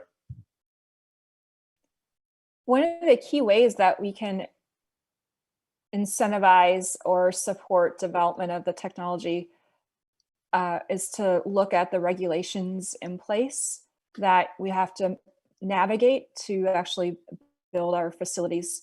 And it's one of the key reasons why our first facility will be constructed in the state of Nevada, because Nevada recognizes that a company like ours is proposing the most green technology on the planet. We do not emit, we do not have high burning processes. We have very low water use. In fact, it's completely closed loop recycled on our site. So if it comes out of our facility, it's cleaner than when it does enter our facility. And at the same time, because our business model is robust, we can commit to paying living wages. So this really is, it's beneficial, we strongly believe, to the community. And we've selected to build in Nevada because it recognizes that to get a new technology that's incredibly green off the ground, we need support from a regulatory standpoint. So that means efficient ways to build plants, not getting caught in as much red tape as other areas might present. And the reason why that's significant is right now, we as the United States are losing this type of business to other areas around the globe that do not have such many steps, hurdles that you have to go through. And that can sound good and that can sound bad, but there is a way to do this for green technologies that ensures environmental safety, that ensures benefits to the community, that is not so onerous that it takes years to get a facility permitted. If we continue to take years to allow the permitting processes to play out, guess what? We're going to source materials from other places on the planet that don't have any environmental frameworks, that have labor abuses, that have political uncertainty. So the best thing we can do is to lean into the current regulatory system we have in place and provide some clarity where there's currently ambiguity. So this is not a complete system redo that we need for regulation. The EPA laws that we have in place are robust, they're on point. There are ambiguities that can be clarified so that we can move faster. Yeah, I love the way you framed it in terms of opportunity cost too, because then I think we should, from an academic standpoint, we know that China has been doing ample strip mining for metals to provide this power, and a certain large swath, I don't know the percentage, but I think it's around 5% of the Amazon rainforest actually was bulldozed for lithium extraction, if I'm not mistaken. So I mean, when you think about that, not only are we losing in terms of the human impacts, but actually the carbon offsets from the rainforest are lost as well. And that's exactly one of the right. things, And we're also, I just want to also point out the other thing that we're losing out on by not, polishing our regulatory system is clean tech manufacturing jobs. This is a massive opportunity to bring back really good paying manufacturing jobs to our home communities. Yeah, and I think I love the fact that we have a global perspective here. One of the things that we are seeing a lot of talk about is the Green New Deal here in the U.S. And you probably, those of you in London and Canada have heard about it. No matter who is elected, we are going to see. I do think that we're going to have to see more green tech jobs, and maybe a green tech czar. And I think it's important to think about what our next door neighbors are doing in Canada. So. Jessica, I want to hear, and I want to dive deep, just kind of real quick on what happened in Canada recently, and even last week with the election, and how what Canada is doing to really support the clean energy transition. Sure, thanks, Billy. I mean, we're always paying close attention to what's happening in the US, and particularly in California. BC and California has a long history of working together and harmonizing policies. I used to work in the British Columbia government and spent a lot of time in California actually working on common vehicle standards, cap and trade system, anything carbon pricing related. So there was an election that happened just provincially here in British Columbia, and it was an interesting one because climate change was such a nonpartisan issue, which I'm sure would be quite different from what happens in the US, but the party that got in supported climate change, as did its major competitors. But when I think about the policies that would help not only our company, but other companies that are doing innovations around vehicle technology and transportation, I think, of course, I'm biased on having a carbon price, but specifically the low carbon fuel standard has been really helpful for us. It values the carbon intensity of the fuels dropping and recognizes, we were talking about before in the hydrogen rainbow, because you have to quantify the life cycle emission reduction potential of your technology versus diesel or gasoline. It really enables a quantitative understanding of that shift. And then additionally, because we can also use the hydrogen in pipelines that currently carry natural gas, but under government mandate have a renewable gas content requirement that they now have to meet. In British Columbia, it's 30% by 2030. It's 15% by 2030. That's my ideal, it'd be 30%, but it's actually 15% is the government mandate of renewable content by 2030. So that means natural gas flowing through pipelines will have to contain, up to 15% renewable gas. And one of the big upcoming policies that is being hopefully going through in British Columbia is on defining what are those renewable gases, and hopefully hydrogen will be included in that. But then I don't think it's just on the government shoulders. I think there's also things in the private sector that we've seen that can be really helpful to encourage greener options when it comes to trucking. For example, most of the fleets that we work with, they're contract fleets to other companies. So as soon as we see those other companies demand greener solutions, when they actually credit in their RFPs, going green, having greener fuel, having greener practices, and then the benefits to the trucking sector that may not be obvious, and links back to the previous discussion on the labor shortage in the last panel. There is a labor shortage right now for truckers, and our Canadian Trucking Association and provincial affiliates did a survey to find out what's the main block for labor in this industry. there's enough labor to go into trucking, but why are they choosing other options? One of the big factors was because they're not perceived to be sustainable in today's world, and the values, in particular, that millennials have. They value buying things that are green, working for green companies, investing in green. So providing an alternative future and a better image for trucking would also enable them to attract more talent.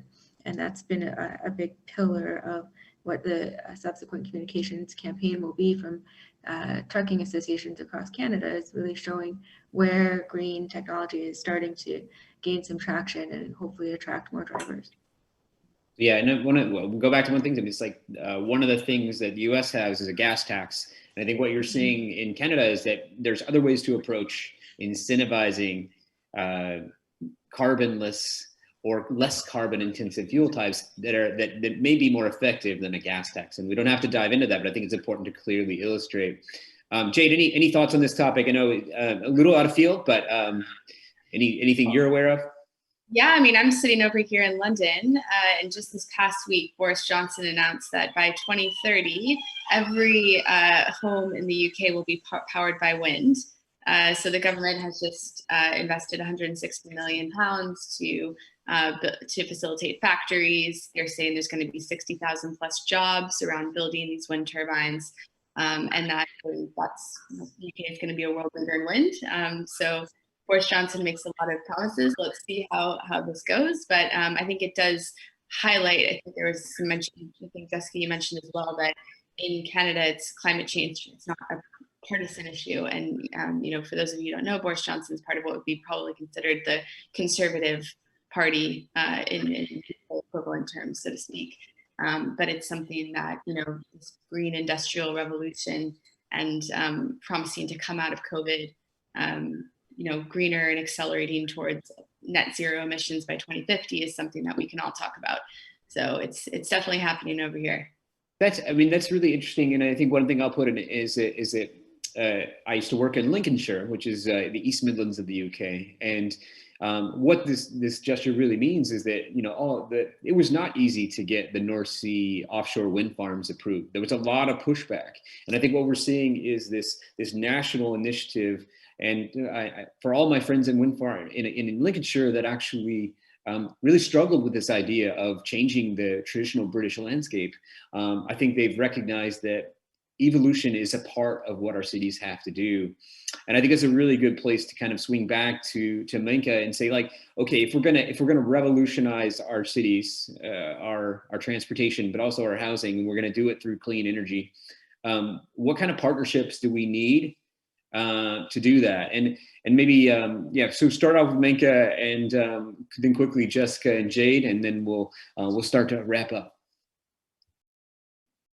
Right now, the key partnerships I see that are needed are between industry and governments of all level, because the industries to operate are subject to the regulatory systems that the governments have put in place. And that's everything from operating your business to building something physical coming out of the ground. And right now the technologies are evolving so quickly that the regulatory frameworks are trailing in how fast and nimble they are to allow us to continue to innovate. So I do think that is the most critical partnership.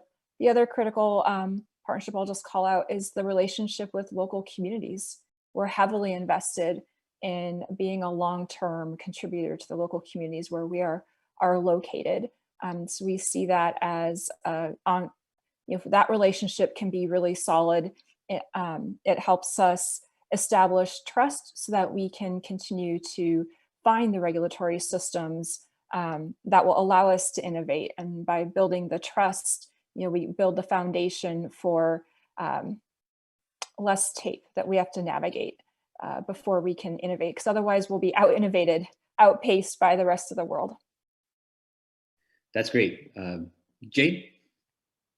Yeah, I definitely agree on this point on public-private sector collaboration. I think we talk about those the municipalities I mentioned in Sweden, where they have this model in place, they're looking to fuel infrastructure, right? So they're looking to fuel local busing and transportation, and that takes collaborations with local municipalities, right? So we definitely need everyone, all hands on deck for this. And I think it's one of the, we should just admit that public-private partnerships are not easy.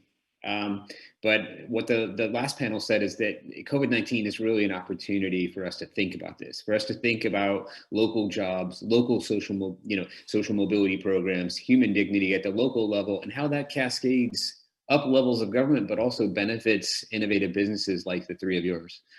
Jessica, any final words on this? Sure. I definitely agree with Micah and Jade on having the cross collaboration between the public and private sector. But then there's also within the public sector, I think the previous panel commented that transportation, of course, by its nature, goes across many different jurisdictions. So having government within its various level collaborate amongst themselves as well. And then within the private sector, I think there's some collaboration that can be had, for example, on communication campaigns, education, and then with, I know we had talked briefly before this session, Billy, about the OEM market and how do new technologies plug into the OEM market. And that's a whole set of private to private partnerships that I see as really important. And then building on the local community angle, where the community that we're active in, we're also mindful of First Nations partnerships because they, there's a historical legacy there and an ongoing interest in working on economic development and making sure that they're part of thinking through job creation and all the things that Menka had highlighted in her response. We're conscious of that for Indigenous opportunities as well. Yeah, there's a word in the management profession called co-opetition. So this idea of cooperation and competition coexisting, and maybe that's a good word to end up on this, is that it doesn't have to be a competition among private sector companies. It could be co-opetition.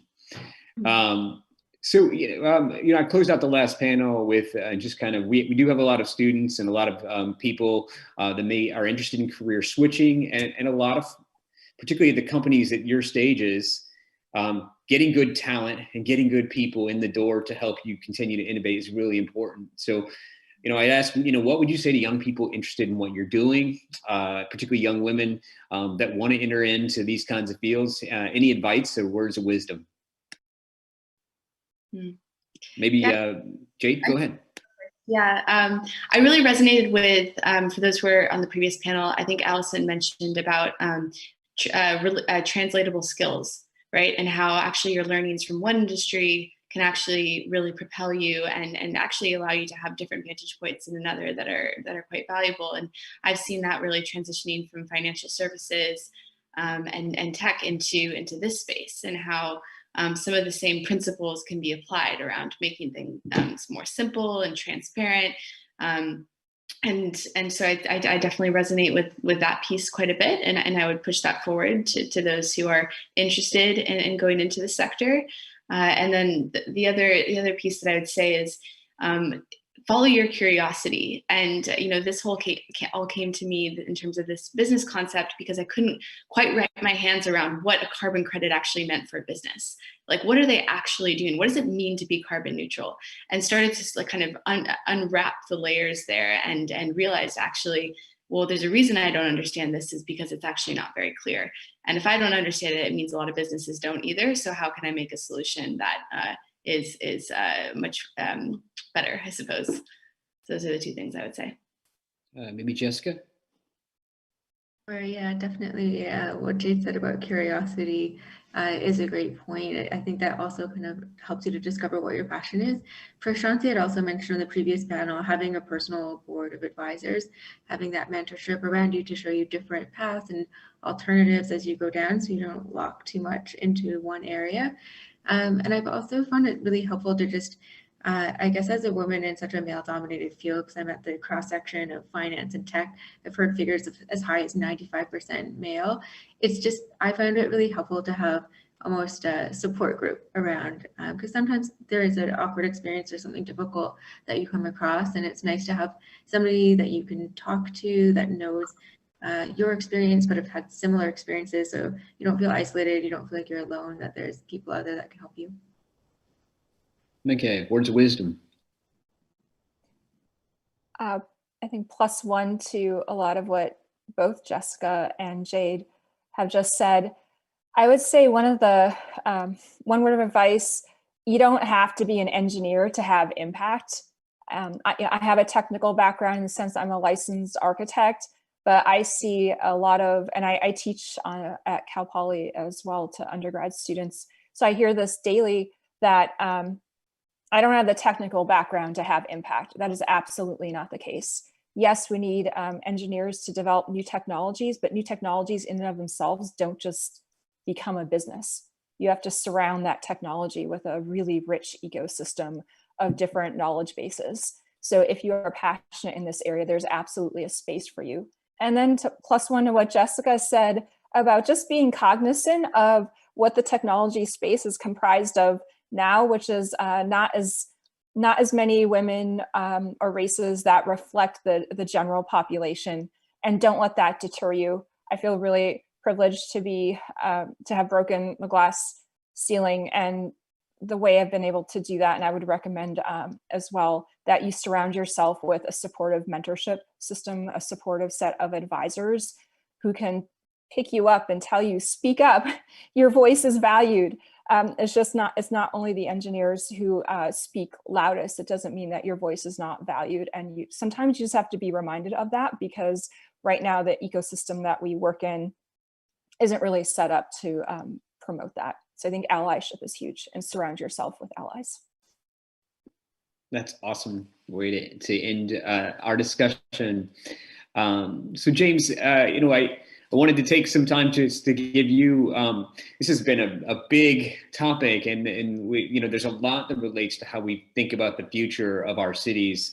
Any kind of response to what you've heard, and to this panel, how it links to the last panel, go for it. Sure. Thanks, everybody, all the panelists. That was a really great discussion again. And I think, just the premise of pairing a discussion about renewable technologies and the financialization of renewable technologies with the discussion about autonomous vehicles is really exciting and powerful, so that we get that broader sense that Billy, you just mentioned. And I think one of the most particularly exciting things about this panel in particular is that these renewable energy technologies don't need AVs to be transformative. And I think that one of the frameworks for understanding that I approach both these discussions from is this idea of the rural-urban transect.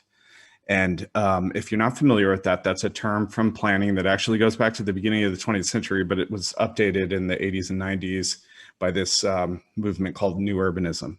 But it's kind of like a cross-section of what kind of impact the built environment has on the natural environment, and how much built environment, and that includes transportation infrastructure, how much of that is included in the natural environment.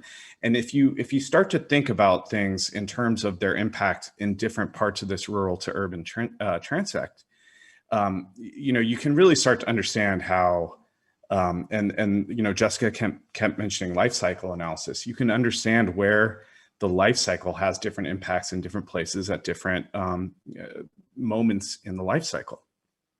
And I think that the rural to urban transect is also really powerful to start to anticipate how these transformative technologies are going to completely change the equation of the impact of our transportation systems, our energy systems.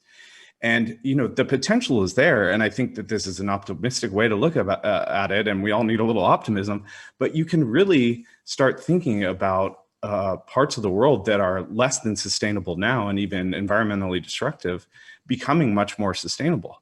Is it easier to retrofit, renewable energy systems into the transportation system? Is that easier in the suburbs? Potentially it is than it is in urban environments.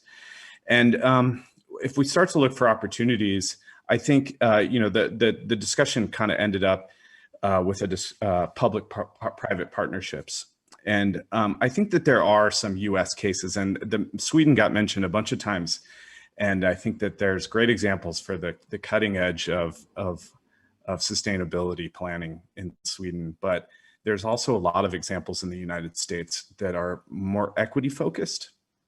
And there are a lot of cities around the United States that are doing climate action plans right now, including cities that might very, very much surprise you: Houston, Austin, all over and those are opportunities for these discussions about renewable energy to start to plug into a partnership with the public sector. And there are also other cities, Minnesota and Flint have created these eco-district planning programs where they're integrating social equity with environmental justice and into their planning and into the kind of developments they allow and into the kind of technologies that they're welcoming. So there are opportunities for public-private partnerships in the US. And the other thing about the transect and about this holistic approach to these subjects is there's another book that came out this year. I mentioned Right of Way by Angie Schmidt in the last panel, but there's another book called Ghost Road by Anthony M. Townsend. And one of the big themes that he talks about, and I think that really you have to consider this when you're considering this holistic or transect view of all these issues, is the financialization of all these technologies.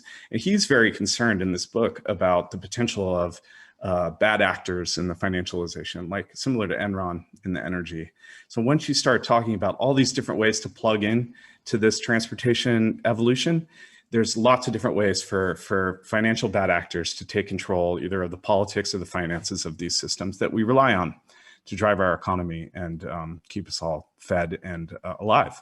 So that's just another issue to consider. And I, at risk of ending on maybe a slightly down note, it's just really useful to think about it holistically. And I really applaud Billy for setting it up that way. That's it. Thank you. Thank you, James. Yeah, so I just want to, underscore that is that housing, transportation, we cannot think about them in a non-ecosystem approach. And that ecosystem involves us thinking about planetary ecosystem, our planetary ecosystem, our economic framework, as well as how we think about social equity and human dignity. And so just some final thoughts. And I first off want to thank all the panelists. What an amazing group of women. And thanks for the advice you have for students. I could not agree more. And it's good advice for men or women. It's good advice across the board to look for allies and to be an ally. And so I want to underscore that quite deliberately and strongly. But at the same time, I just want to emphasize that when we think about kind of this big topic, I think there are three big takeaways that I want to hit on. Is that one, this industry, and you can see from these individuals on this panel and the individual on the last panel are working on this from different angles. They're working on the future of climate and from different angles, thinking about people, planet, and profit. It is broad. It requires people with different skills from different industries. And it's not just a discussion about transportation. I think we heard it over and over again. It's about housing, it's about economics, it's about social mobility. And that's really important for us to consider.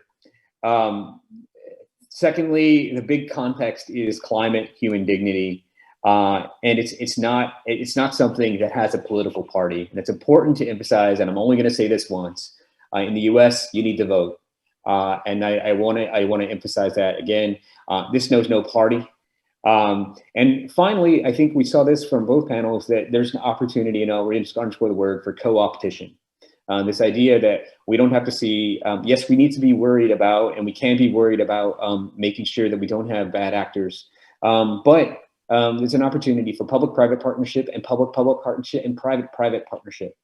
The first panel talked about signs, lines, and potholes, things that cities can do today, but it's stuff that neighbors can do. It's stuff that you can do in your own backyard in terms of reframing what your own street looks like. We need to think about electrification and recycling. Don't throw that power tool battery away. It sounds like Menka wants to recycle it. But also it's thinking about how our own relationship with transit. And it's becoming that advocate, but also that rider. It's thinking about how many of these future technologies for transit may look different. Transit may not look like the bus of the future, may not look like the bus of the past. And then finally, I think we have to underscore, every panelist here has talked about labor and human dignity. And we have to underscore that at the local, state, and the federal level. And I think that's just a final passing point that is really important. And for those of you that are USF friends and alumnus, you know that really aligns with our Jesuit values and how we value human beings as well as the planet. So with that, I want to thank this panel, the prior panel. This has been an interesting time, and this has been an awesome way to hold our 4th annual Autonomous Vehicle Symposium focused on these 2 critical and linked topics. Thank you so much. We appreciate your support, and we appreciate all the panelists, and we look forward, and hopefully we'll have some of these panelists come back next year and talk about how they're continuing to innovate for good in society. So thank you so much. Thank you, James, and we look forward to welcoming you back next year. Thank you. Thank you. Thanks. Bye now.